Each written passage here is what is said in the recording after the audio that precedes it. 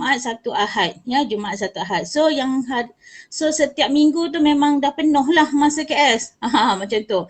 So jadi bila KS buat KS decide untuk buat KS decide untuk buat live setiap hari ni.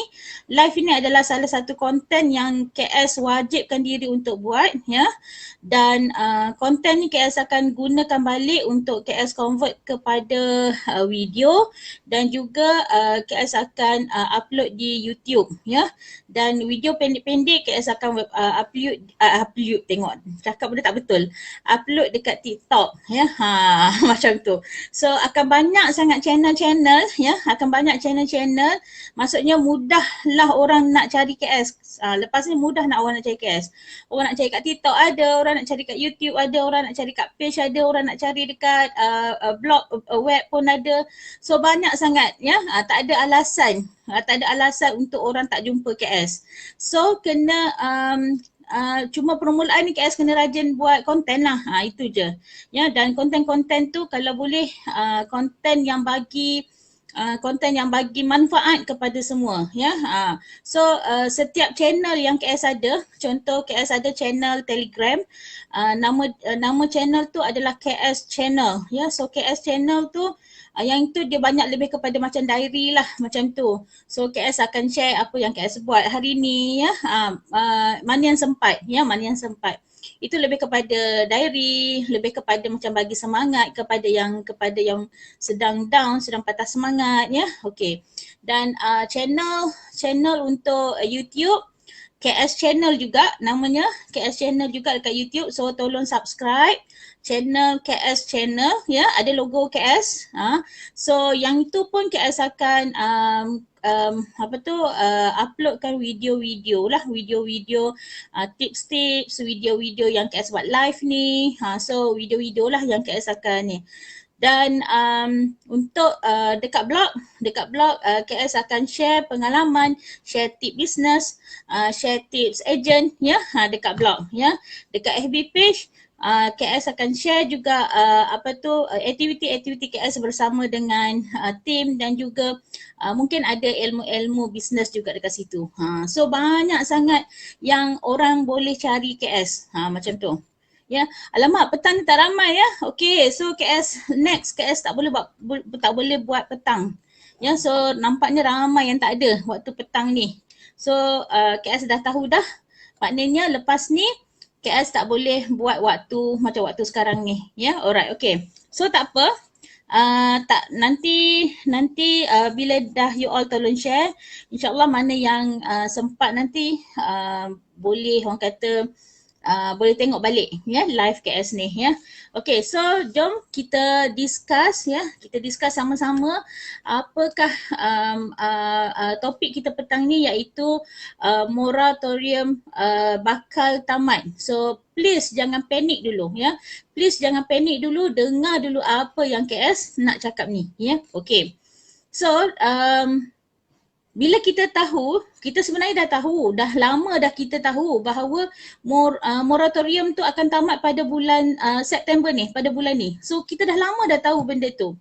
Cuma mungkin ada separuh-separuh orang dia dalam stage denial tau. Dalam stage denial. Maksudnya dekat sini, Waalaikumsalam, Waalaikumsalam Syahidah. Okay, nama kita sama. Okay. So mungkin ramai yang hai Zita, Waalaikumsalam, yang masih dalam stage denial, di mana mereka rasa masih lagi selesa, masih lagi tidak bersedia untuk membuat pembayaran balik kepada bank, ya. Sebelum ni dalam masa tempoh 6 bulan disebabkan oleh COVID-19, kerajaan telah mengisytiharkan untuk orang kata untuk freeze kejap, ya, dalam masa 6 bulan tu untuk kepada yang tidak mampu untuk buat bayaran, untuk melonggarkan, ya, pembayaran di bank-bank, ya. Jadi dah kat situ usaha daripada pihak kerajaan tu dah baguslah untuk bantu kita semua. Semasa PKP, ya, semasa PKP dan juga semasa hai Parina, Waalaikumsalam. Okey. So semasa PKP dan juga semasa PKP tu kita yang paling ramai terkesan adalah PKS ya. Maksudnya orang-orang yang meniaga kecil-kecilan ni, lepas tu individu-individu yang orang kata diberhentikan kerja, yang dapat gaji separuh gaji kan. So golongan-golongan yang macam ni yang sangat-sangat terkesan. Jadi you all bayangkan dalam 6 bulan tu sebenarnya tempoh 6 bulan tu tak lama tau. Sekejap je tempoh 6 bulan tu. Maknanya pejam celik habis dah 6 bulan. Tengok bulan ni bulan terakhir tau. Habis dah kemudahan yang kerajaan bagi kepada kita semua rakyat Malaysia. Jadi nak tak nak kita kena bersedia lah. Maksudnya persediaan tu kena buat daripada awal ya, supaya tidak menjerat diri kita sendiri ya. Okey. Jadi persediaan ni KS boleh, orang kata boleh apa kita panggil, boleh kategorikan kepada dua ya. Persediaan apa? Yang pertama persediaan daripada segi mental dan juga persediaan daripada segi emosi ya. Persediaan daripada mental dan persediaan daripada emosi ya. Yang ini siapa-siapa yang masih lagi dalam stage denial, masih lagi berfikir, masih lagi tidak boleh menerima kenyataan yang bahawa moratorium ni dah nak tamat, dah nak habis ni ya, dah nak tamat, dah nak habis. So please control your emotion, orang kata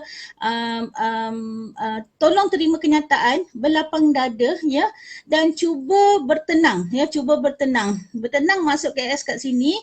Bila kita nak cari jalan keluar, macam mana kita nak dapat pendapatan lain ataupun nak buat tambahan pendapatan, so kita kena bertenang dulu ya. Sebab kalau dalam keadaan yang serabut, dalam keadaan yang tidak tenang, keadaan yang kata bercelaru, kita tak boleh nak berfikir pun. Tak boleh berfikir. So step yang pertama yang you all kena buat adalah tolong bertenang dulu ya. Bertenang dulu ya. So supaya bila bertenang, so minda kita boleh berfikir dengan baik. Okey? Itu yang pertama. So kena buat persediaan daripada segi mental dan emosi. Okey? Dan yang kedua ya, persediaan daripada segi kewangan tu sendiri ya. Sebab bila moratorium tamat, kita tetap kena bayar kan. Tetap nak kena bayar macam biasa dekat pihak bank ya. Mungkin kita kena buat bayaran pembelian kereta, pembelian rumah ya, macam-macam lagi. Mungkin ada loan peribadi. So ada banyak benda yang kita berhutang dengan bank. So tetap nak kena bayar ya. Bank dia tak kisah kau tak ada kerja ke, kau hilang pekerjaan ke, apa ke, dia tak kisah. Yang tahu, bank tahu kita tetap kena bayar ya. Jadi macam mana untuk buat persediaan kewangan tu ya. Okey, ini langkah-langkah yang KS cuba senaraikan lah, yang KS terfikir dalam masa singkat ya. Okey, yang pertama ya, you all kena semak dulu kedudukan kewangan terkini ya. Maksudnya sekarang ni ya, yang mana yang tidak terjejas apa-apa tu tak ada masalah lah. Cuma kepada yang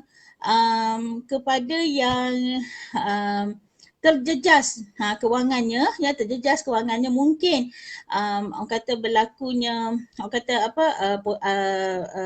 dapat separuh gaji ke, ataupun ambil leave ke ya, cuti tanpa gaji dan sebagainya lah, Jadi semak dulu kedudukan kewangan, cuba buat list pendapatan kita datang daripada mana, sumber mana pendapatan kita dan berapa amount.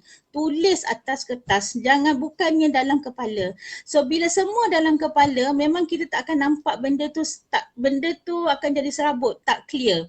Bila kita tulis atas kertas, dia akan clear dan kita terbuka mata kita. Oh, ini sahaja pendapatan yang aku ada. Macam tu ya. So yang pertama, semak kedudukan kewangan terkini anda. Okey? Yang kedua, langkah yang kedua, you all kaji balik ya, kaji balik bajet bulanan ya. Kaji balik bajet bulanan you all tu. Maksudnya dekat sini, apakah expenses yang perlu dikeluarkan, yang wajib dikeluarkan setiap bulan ya. Contohnya belanja sekolah anak, belanja bil-bil utility iaitu bil elektrik, bil air, kan, bil telefon kan.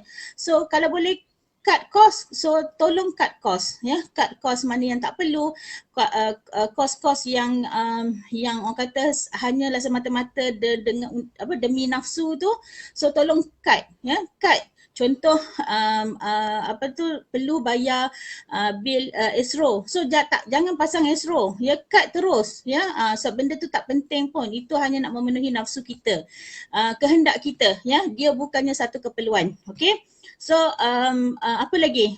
So tulis sama juga dengan langkah yang pertama tadi, tulis atas kertas. So kita nampak expenses kita. Maknanya satu ruang, satu kertas untuk pendapatan, sumber pendapatan kita, satu kertas lagi adalah sumber expenses kita, perbelanjaan bulanan kita ya. Jadi jelas ya, jelas. Of course lah kalau kita tengok dekat situ expenses kita lebih banyak. Biasanya expenses kita lebih banyak sebab kita ada banyak sangat expenses yang memenuhi memenuhi kehendak kita, nafsu kita ya, daripada berbanding dengan pendapatan. Sebab sumber pendapatan kita ni terhad ya. Kalau orang makan gaji, yang rajin sikit dia akan buat bisnes sebagai part time. Dan orang kata kalau misalnya kata yang buat bisnes tu dia buka lah 2-3 bakul macam tu. Tetapi sebenarnya kalau nak buat bisnes tu dia ada strategi dia ya. Tak perlu nak buka 2-3 bakul pun. Buat satu bakul pun kalau betul-betul fokus, betul-betul tahu strateginya, memang boleh pergi jauh. Okey. Dan yang seterusnya langkah ketiga, okey, bila kita dah tahu dah pendapatan kita berapa dan juga perbelanjaan kita berapa, daripada situ kita dah boleh compare ya. Adakah pendapatan kita tu boleh cover tak dengan perbelanjaan kita ya. Okey, kalau tak boleh cover, okey, dekat sinilah yang memerlukan dekat sini yang memerlukan you all cari pendapatan baru. Cari pendapatan baru maknanya tambahan income ya. Sebab kita nak bila ada tambahan income, kita dapat cover perbelanjaan ya, perbelanjaan yang kita dah senaraikan tu ya. So nak cari tambahan income ni, tengoklah apa semalam KS ada share dalam live KS malam di mana yang kata macam mana cara nak pilih bisnes yang hilang pekerjaan ya. Kepada yang hilang pekerjaan, KS ada bagi tips-tips semalam untuk memilih bisnes ya. Okey, tapi ada juga cara yang lain tu, mungkin you all boleh buat macam-macam pekerjaan lah, 2-3 pekerjaan dalam satu hari tu. So kena tanya pada diri sendiri ya, apa yang kita larat, maksudnya yang kita larat apa. Tapi macam KS memang tak tahu buat kerja lain selain daripada bisnes. So nak tak nak KS kena buat bisnes juga ya. Untuk tambah pendapatan KS kena buat bisnes. Sebab KS dah buat bisnes ni tahun ni tahun ke-20. So you all bayangkan KS tak tahu buat benda lain. Hanyalah KS tahu buat bisnes sahaja. Waalaikumsalam Fiza. Okey, so kepada yang baru masuk tu minta tolong share live KS ni sebab petang ni nampaknya ramai yang tak boleh join. Nanti bila diorang dah free, diorang akan join live ni lah ya. Macam tu, dan diorang akan dapat manfaat daripada live ni. Okey. So dan satu lagi untuk jana pendapatan tu yang KS boleh sarankan, kalau tanya pendapat KS, buatlah bisnes macam tu. Buat bisnes, dan KS ambil peluang dekat sini. KS nak ajak semua yang belum lagi ada bisnes ataupun masih lagi mencari-cari bisnes ya, nak mencari-cari tambahan pendapatan, nak cover perbelanjaan yang melebihi daripada pendapatan tu ya. join lah tim KS. Join tim KS. Jom join sama-sama sebab dekat dalam tim KS ni, sebab KS sendiri yang orang kata selain kita ada leader yang membantu you all, KS pun ada dalam tim ni untuk sama-sama grow ya, sama-sama kita bantu, sama-sama kita naik ya. Sebab KS tak nak naik seorang-seorang, kita nak naik sama-sama ya. Jadi dekat sini untuk bulan Septembernya, berita baiknya bulan September ni kita ada 2 promo ya, ada 2 promo untuk kemasukan ejen baru, iaitu promo yang pertama, selalunya promo ejen harga modal ejen 350 ya, dan akan dapat margin 30%. Tetapi untuk bulan ini ya, kita ada promo ejen 99 dan anda akan dapat ini dia. Ni. Anda akan dapat 4 batang lip matte. Ni. 4 batang lip matte. Ni, nampak? Ya, 4 batang lip matte ni you all akan dapat dengan harga modal RM99 sahaja. Okey, yang ni biasanya KS akan cadangkan. You all dapat 4 batang ni, biasa KS akan cadangkan untuk you all gunakan sebagai modal you all tarik pelanggan ya. Buat kita gunakan teknik calik-calik ke, maksudnya kita jadikan tester ya. 4 lip matte ni kita jadikan tester ya. Okey, supaya kita dapat lebih ramai lagi pelanggan ya, yang terus boleh rasa, terus boleh guna lip matte yang sangat-sangat best ni. Okey. Dan itu yang package yang pertama. Tapi katalah KS saya tak ada juga, saya tak ada modal, RM99 pun saya tak ada ya. Okey, kalau macam tu masuklah, joinlah tim KS percuma saja. Dengan percuma saja, iaitu menjadi dropshipper ya. So bulan ni pun kita ada promo dropshipper tanpa modal. Tapi cepat-cepat cari RM99, pergilah orang kata pecah tabung ayam, pinjam duit adik ke duit kakak ke duit anak ke, pinjam sekejap RM99 dan terus jadi ejen. Sebab ejen margin dia 30%. Macam tu. Okey? So boleh faham. So dalam bila join je, ini adalah alternatif ya, alternatif untuk you all cari tambah pendapatan baru ya.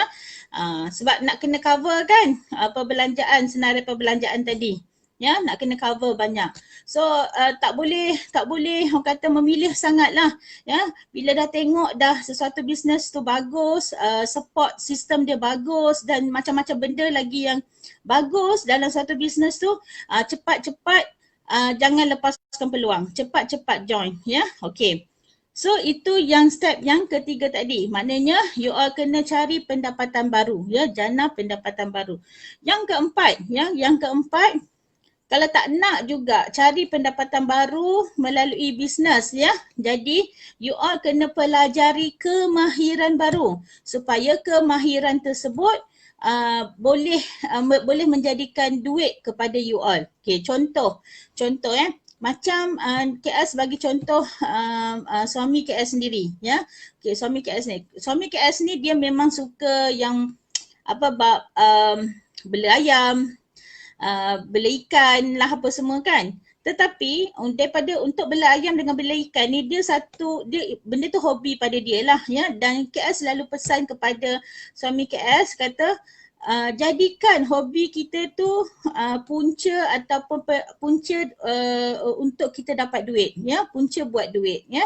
Okey, jadi bila dia nak berjinak-jinak untuk bela ikan ya, so KS sarankan kepada suami KS untuk dia pergi belajar ya, cari ilmu macam mana nak bela ikan, macam mana, sebab dia ada skill-skill dia ya. So dan kalau tanya KS memang tak tahulah cerita dia, KS memang tak tahu.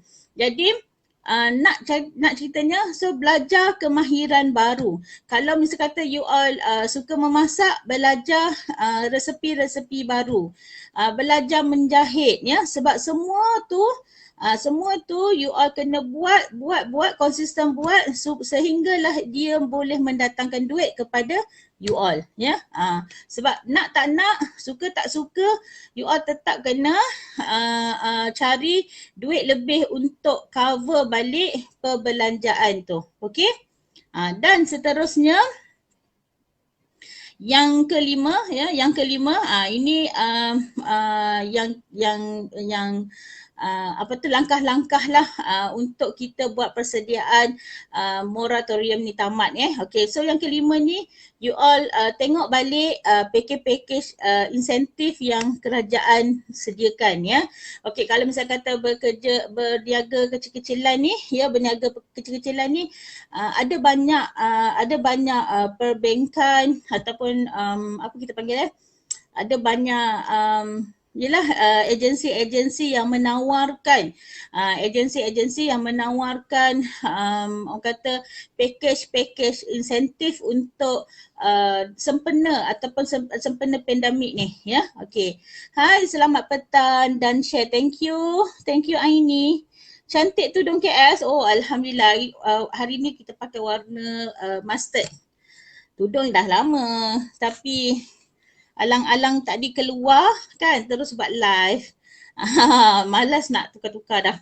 Okey, lima langkah, ya. Itu 5 langkah yang KS boleh sarankan pada you all yang sempat KS senaraikan petang ni pada you all untuk sebagai persediaan moratorium tamat. Okey. Satu lagi, ya. Satu lagi. Kalau misalnya kata you all still bila dah buat ni still tak boleh juga nak buat bayaran balik kepada bank apa semua selepas ni selepas bulan 9 ni, ya. Saranan KS, advice KS, you all pergi kepada AKPK, ya. Pergi kontak AKPK. AKPK tu apa? AKPK tu adalah agensi kaunseling dan pengurusan kredit, ya. So AKPK ni kita tak perlu bayar apa-apa pun. Kita serah diri je kepada AKPK ni, kita minta di-counselingkan, ya. Nanti apa panggil tu? Nanti nanti dia akan nanti dia akan pihak AKPK tu dia akan bagi nasihat kepada kita akan strukturkan balik pembayaran kita kepada bank, ya. Dia akan bantu. So tak perlu bayar apa-apa pun kepada AKPK. So terus pergi website AKPK dan kontak pegawai-pegawai AKPK. Dia orang sangat-sangat membantu, ya. So itulah sahaja yang KS nampak, yang KS boleh sarankan kepada you all sebagai persediaan tamatnya moratorium ni. Macam tu. Payah now nak menyebut. Ada apa-apa soalan tak?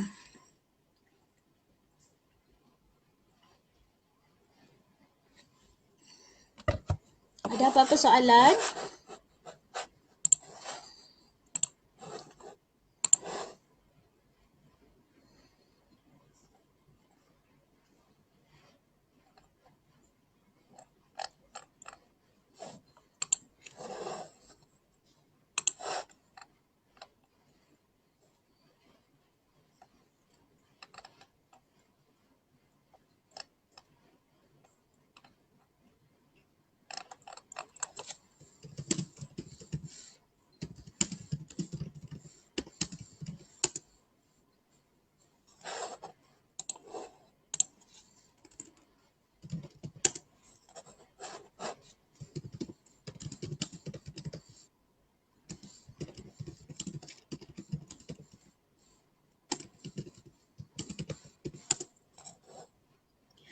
Okay, thank you info sama. So ada soalan ke tak ada soalan? So lepas ni KS tak nak buat lagi lah live waktu petang sebab ramai yang tak boleh join rupanya. Waalaikumsalam, baru masuk Fariana. Thank you Fariana. So KS lain kali KS tak nak buat lah waktu-waktu macam ni. Sebab ramai yang tak boleh.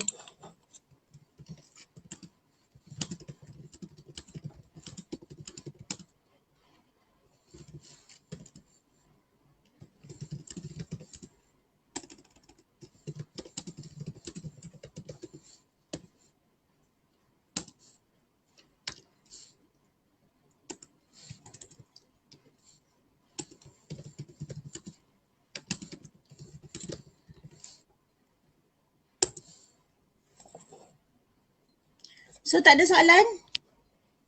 Belum balik kerja kot. Yolah betul. So KS next time KS tak nak lah buat live waktu petang ni ya. Nanti KS cari sebab KS tengah test lagi ni. Ini adalah live KS yang ke-6 tak silap. So KS masih lagi tengah test waktu macam mana yang aku kata ada ni.